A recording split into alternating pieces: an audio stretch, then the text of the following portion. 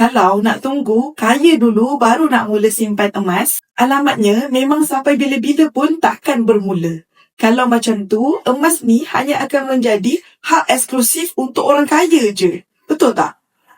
Hakikatnya, emas bukan untuk orang kaya tau. Tapi emaslah yang boleh bantu kita jadi kaya. Sebab apa? Sebab duit makin jatuh nilai disebabkan inflasi. Harga barang pula makin lama makin naik. Kuasa beli kita semakin lama semakin lemah. Tapi emas nilainya kekal walaupun harga barang berubah. Simpan emas bukan untuk cepat untung, tapi untuk kita lindungi simpanan kita.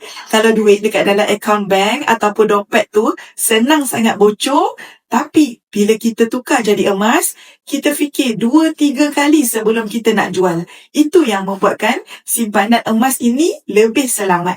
Yang paling penting, simpan emas bagi kita rasa ketenangan.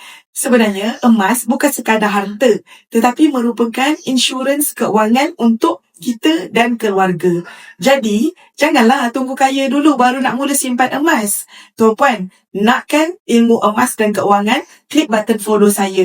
Bagi tuan-puan yang nak mulakan simpanan emas, klik saja link di bio saya ataupun rujuk pin video. Saya akan bantu tuan-puan sebaiknya.